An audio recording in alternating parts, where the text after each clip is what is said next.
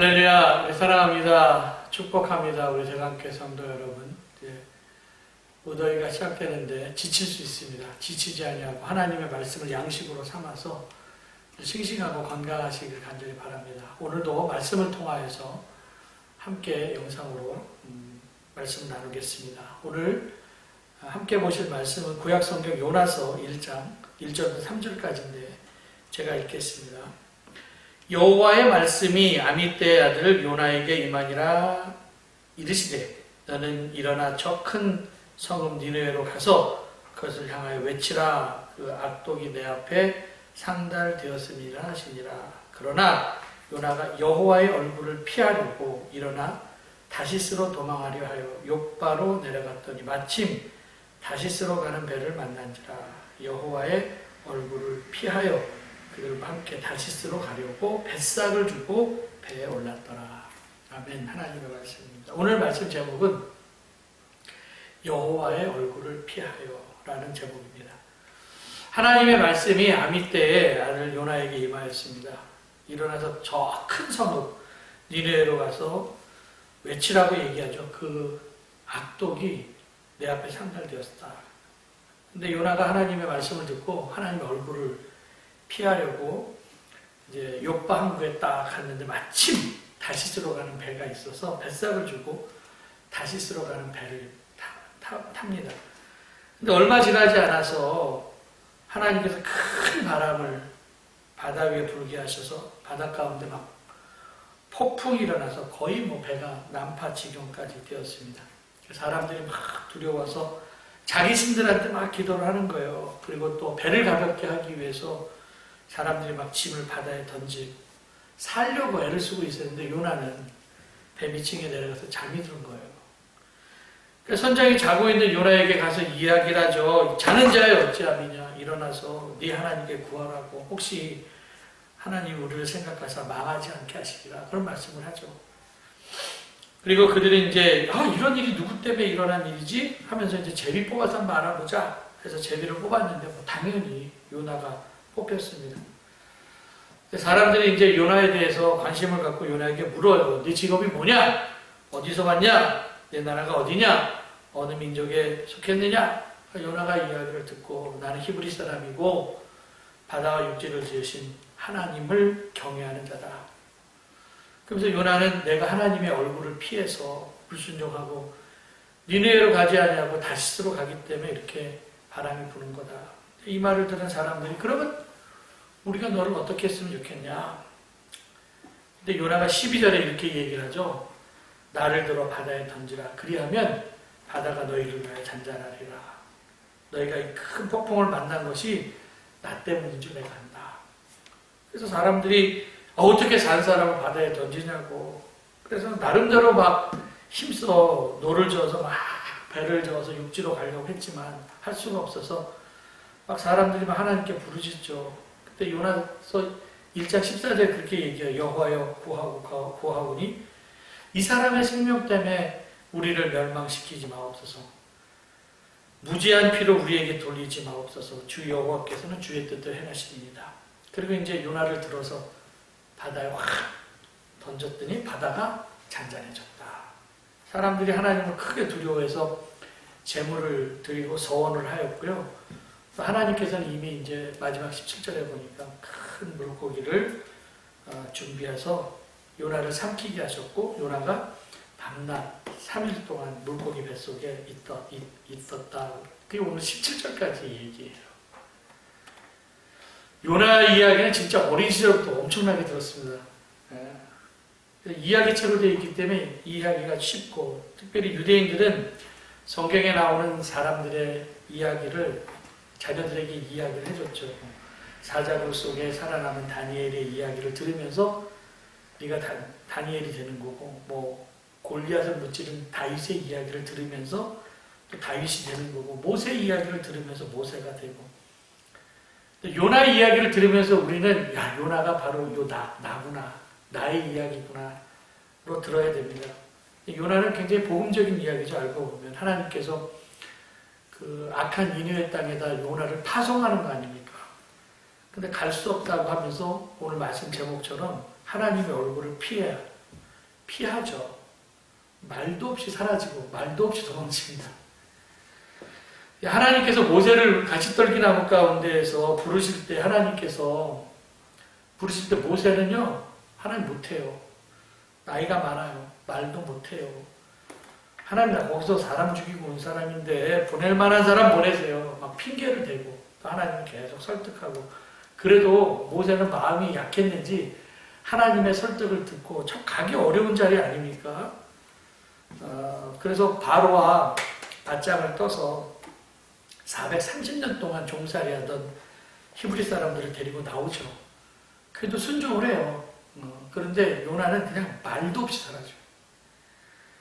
원래 요나가 이제 BC 8세기 예언자인데 북이스라엘 선지자였었습니다.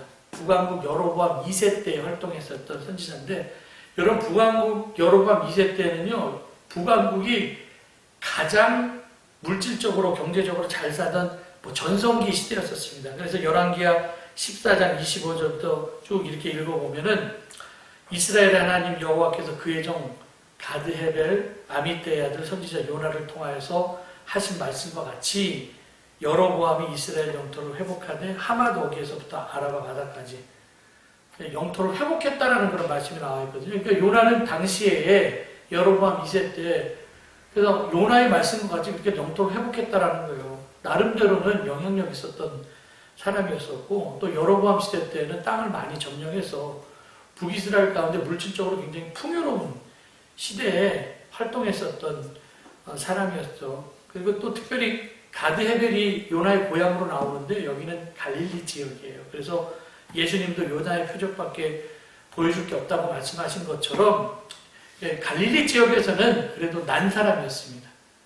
예수님 다음으로 진짜 난 사람 그러면 요나, 참 유명한 사람이었죠.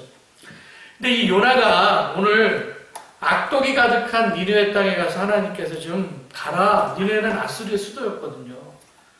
근데 당시 니느웨하고 아수르하고 북이스라엘은 적대 관계였었고, 결국엔 아수르에서 북이스라엘이 망했지만, 우리 상황으로 보면은 성인아 너 가고 평양에 가서 전해. 이거 똑같은 얘기입니다. 적대적인 국가인데 가면 죽을 수 있죠. 그래서 저는 요나도 이해는 가요. 두려움이 생긴 거는 당연하다고 생각을 하고, 그러면은 하나님 지금 아시지 않습니까? 변명이라도 해야 되잖아요. 그럼 하나님도 설득이라도 할 텐데, 그런 거 없이 말도 없이 사라져요. 그냥 말도 없이. 여러분, 아브라함과 요나를 우리가 이렇게 비교해 보면은, 아브라함도 이제 갈대아 우르에서 하나님께서 부르시고 여호와의 말씀을 따라서 아브라함이 하나님께서 어디로 가라고 말씀하시지 않았는데, 참 자기가 살던 익숙한 아버지의 땅, 본향을 떠나서 낯선 곳으로 가거든요. 이게 참 힘든 일이죠. 그럼에도 불구하고 하나님의 말씀에 따라서 이제 순종하고 아브라함은 갔는데, 근데 요나는 하나님의 말씀에 따라간 게 아니라 하나님의 얼굴을 피하여 완전히 반대죠. 그래서 다시스로 가는 배를 탑니다. 다시스는 스페인이에요. 하나님이 니네로 가시라고 했을 때는 그냥 이미 너 가기만 해도 돼. 내가 알아서 할게. 그러니까 거기는 이미 열린 곳입니다.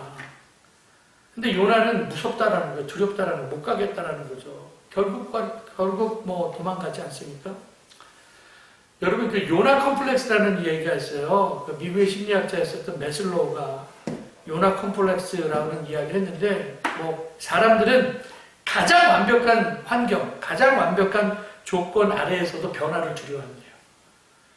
그래서 만약에 크게 용기를 내서 뭘 한다 할지라도 상상에만 그친다. 이게 요나 컴플렉스입니다. 그러니까 머뭇거림이 있죠. 이미 그냥 다 문도 열려져 있고 그냥 가기만 해도 되는데, 사람들의 마음 가운데는 안 되면 어떡하지? 이런 실패에 대한 두려움. 그래서 자기 자신의 능력을 굉장히 과소평가해서, 그래서 자꾸 이렇게 변화를 두려워하고 회피하죠. 그러니까 나는 일단 못해. 나는 안 가. 이미 그냥 마음속에 그렇게 생각하고 있는 거예요. 해보려고만 상상만 하다가 그냥 시간만 흘려보내고 결국에는 못하는 거죠. 그러니까 어려운 일이 우리가 생기면은 가장 사람들이 편하다고 생각하는 게 엄마 뱃속이래요. 엄마 뱃속으로 들어가려고 하는 게 그 요나 컴플렉스입니다. 그러니까 나가지도 못하고. 독일의 그 방송 프로그램 중에 누가 미래의 백만장자인가라고 하는 그런 퀴즈 프로그램이 있는데 문제를 풀면 돈을 주는 거예요. 우리 유퀴즈 언더블락인가 뭐 그것처럼. 근데 한 문제를 풀고 또 다른 문으로 들어가야 되거든요. 그럼 만약에 이제 상금이 10만 원이라고 한다면은 그 상금을 받으면 이제 다음 문으로 들어가는데 사회자가 선택을 하라고 그러죠. 이거 받고 여기서 그만둘래? 아니면 다음 문 들어가면은 또 문제를 마치고 그것까지 합쳐서 더 큰 돈을 받을래? 근데 만약에 맞추지 못하면 내가 받은 그 상금도 못 받는 거예요. 그럼 사람은 갈등할 거 아닙니까? 이거 받고 여기서 그냥 그만둘까 멈출까 아니면은 한번 도전해 볼까? 근데 대부분의 사람들이 도전을 멈춘다라는 거예요. 왜? 그 상금 받은 거 잃어버릴까 봐. 그래서 실제적으로 이 프로그램이 방송되고 끝까지 간 사람이 별로 없었는데 근데 몇 년 후에 크레마라고 하는 한 청년이 그냥 한번 내가 손해를 보더라도 한번 계속 도전해 보겠다. 그래서 결국에는 마지막까지 문까지 열고 들어가서 뭐 큰 상금을 탔었던 첫 번째 주인공이 됐다. 그러니까 현지 언론이 뭐 관심 갖고 볼 거 아닙니까? 근데 이 사람의 성공, 이 크레모라고 하는 청년의 성공은 그가 지식이 많아서 성공한 게 아니라 심리적인 성향 때문이라고 얘기를 한 거예요. 사람은 할 수 있는데 도전할 수 있는 용기가 없었던 거죠. 누구든지 할 수 있어요. 잠재력이라는 게 있기 때문에. 하나님께서는 이미 우리한테 문 딱 열어놓고 들어가라고 했는데 한 발자국만 뛰면 되는데 그 한 발자국 뛰는 걸 두려워합니다. 연합 컴플렉스예요. 머뭇거립니다. 아무것도 못하죠.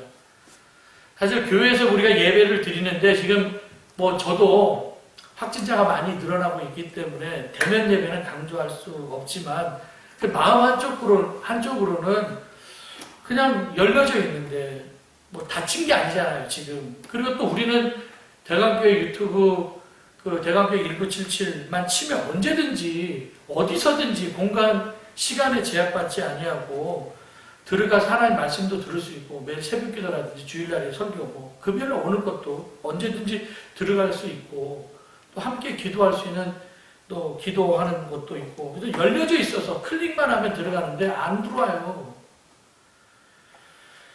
여러분 하나님께서 우리에게 엄청난 잠재력을 주셨습니다. 근데 왜 우리에게 주신 그 능력 이하의 삶을 사냐라는 거예요. 왜 그러냐? 머뭇거리기 때문에 그래요. 여러분 소금이 자기가 녹아져서 없어지는 것을 두려워하면 맛을 못 내죠. 기독교인이 십자가를 두려워하면 제자가 안 되죠. 그러니까 수영 못 치는 수영선수하고 똑같은 거예요. 인생의 저주라는 게 뭘까? 삶의 저주라는 것은 도망치고 피하는 게 삶의 저주입니다. 그래서 최초의 저주가 뭐예요? 하나님이 아담을 찾을 때 두려움 때문에 피하여 도망치는 거.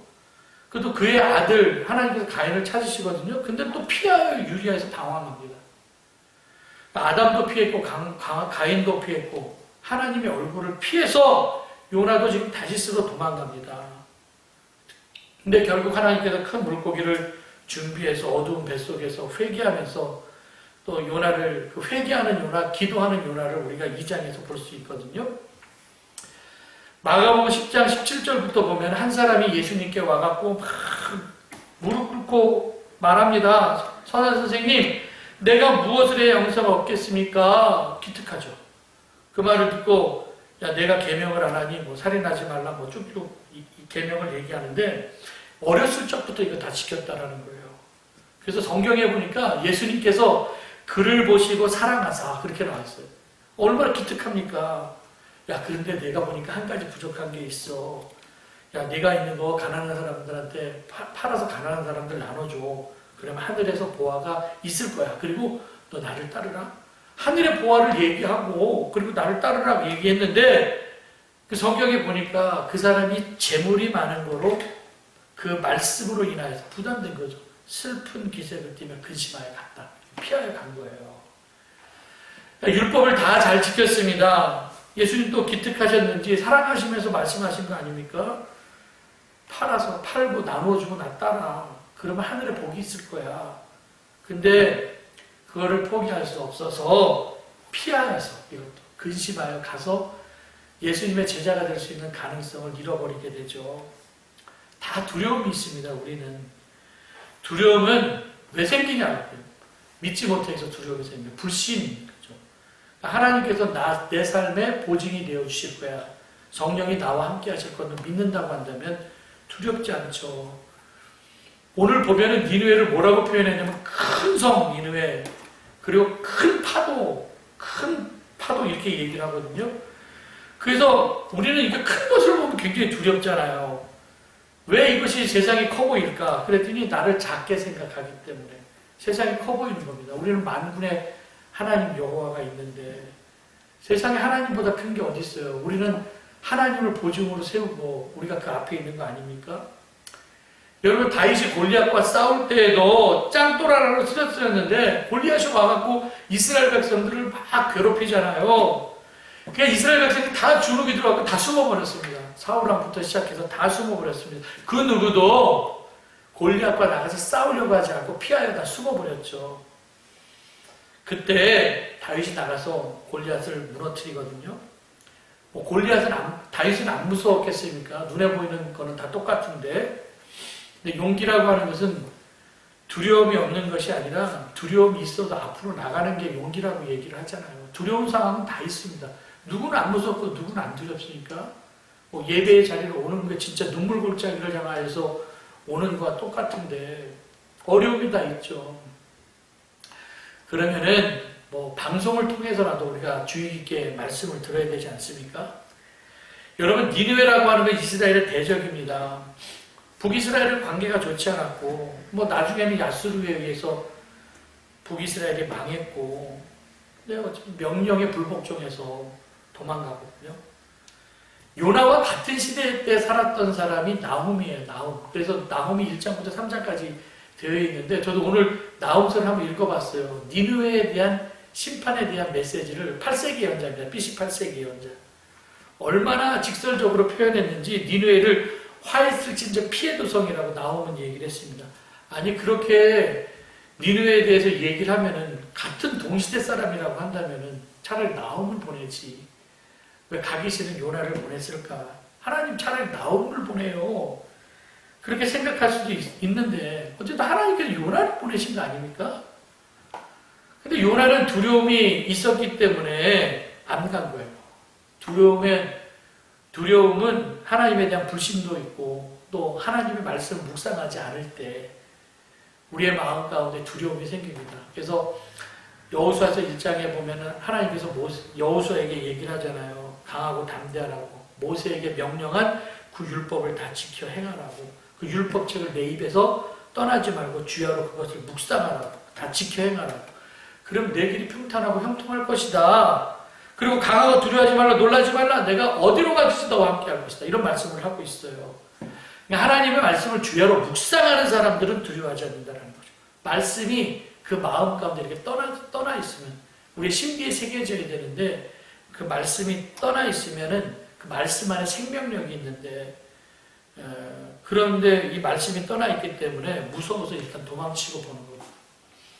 그래서 요나서 1장 3절 뱃삭을 주고 이제 배를 탔는데 요나가 활동했던 시기가 BC 8세기라고 했잖아요. 역사적으로 보면 중국은 춘추전국 시대고 우리나라로 보면 고조선이에요. 단군 시대 뭐 비슷합니다.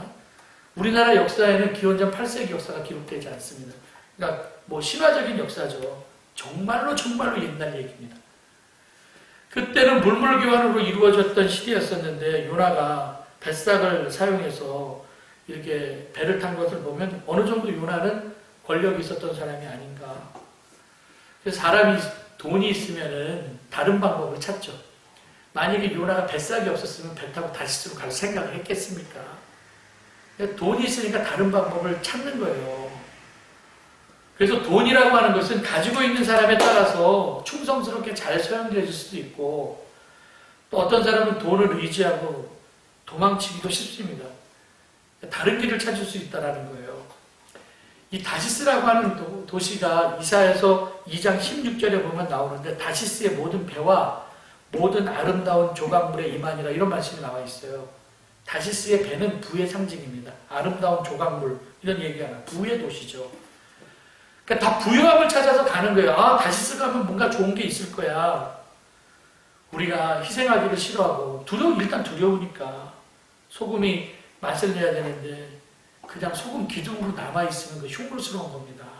사명 받았는데 기꺼이 녹아져야 되는데 기꺼이 달아져야 되는데 안 녹아져서 피하게 되면은 결국에는 밖에 버려서 사람들의 밟혀버릴 뿐이다라는 거죠. 다시스의 배가 안전한 곳이 아니다라는 거예요.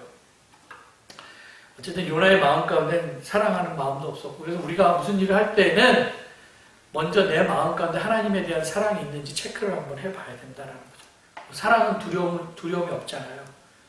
짐승도 자기 새끼는 사랑합니다. 근데 진짜 인격적으로 우리가 하나님을 만나면 짐승이 사랑하는 그 혈육적인 사랑, 뭐 본능적인 사랑이 아니라 정말 니느웨 땅이라도 가서 복음을 전할 수 있는 사명감, 피하고 싶고 하기 싫은 것들, 그런 것들도 능히 할 수 있는 그 마음이 생긴다는 거죠.